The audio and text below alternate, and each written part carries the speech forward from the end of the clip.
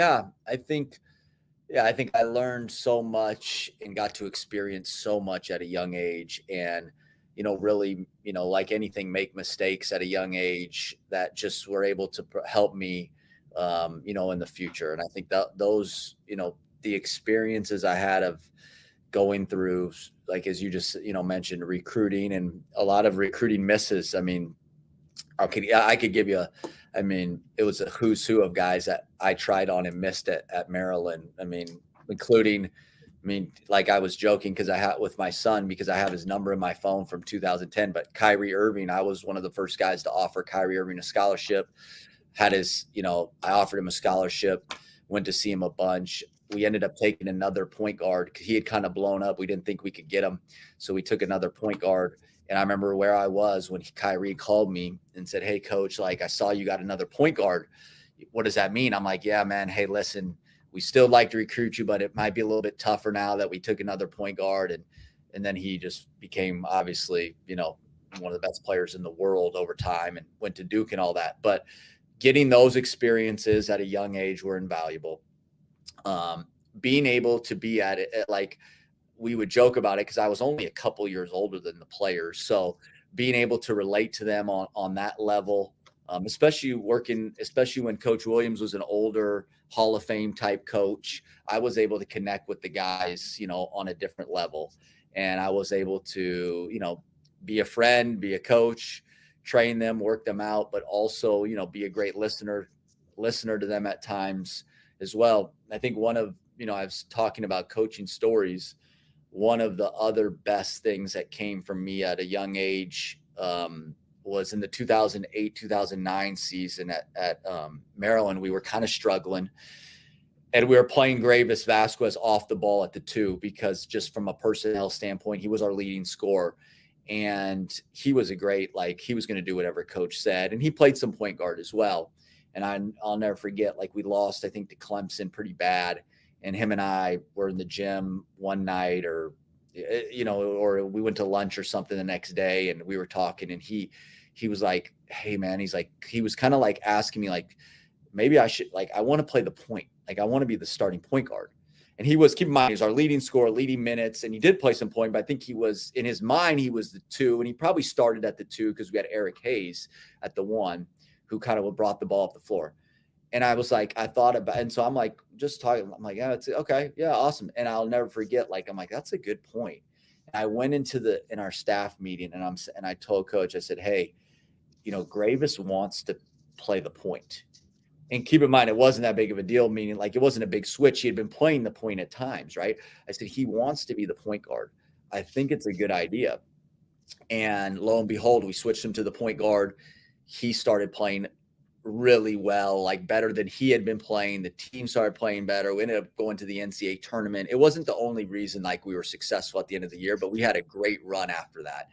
And it was about the mental part of him being the point guard. But I think if I wasn't as close to him and we didn't have that relationship and me to be able to really listen and then take that feedback and bring it to coach and coaches, humility too, to say, "Okay, yeah, I think that's it. Like, let's go with that. Let's try something different."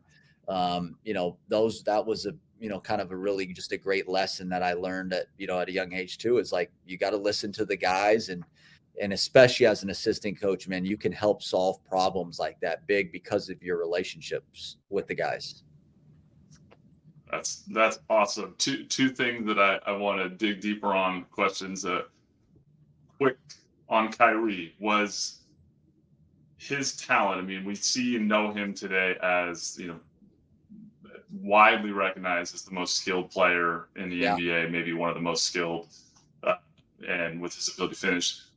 What did you see, and how would you describe him as a high school player that you Yeah. were recruiting and somebody that you were legitimately pursuing to come play at Maryland?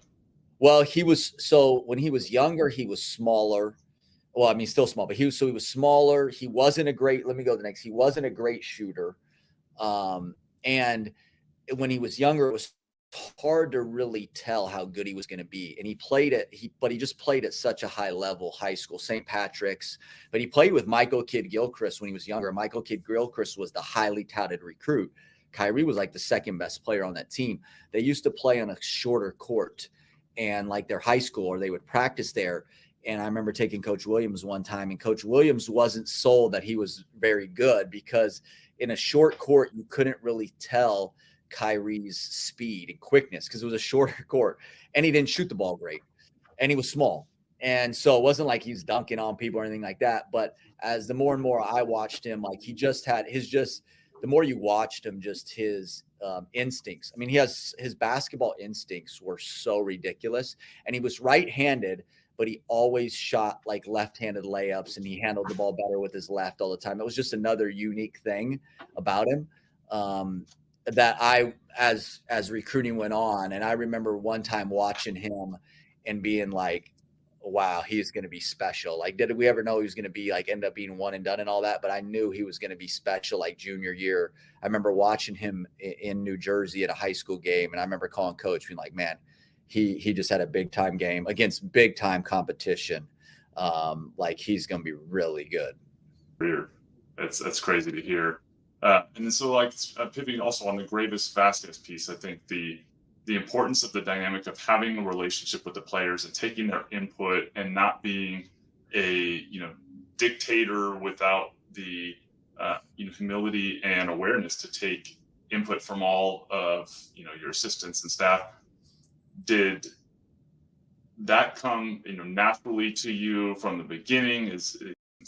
Yep, I think I was more personally closed-minded too when I first became a head coach, just wanting to control everything.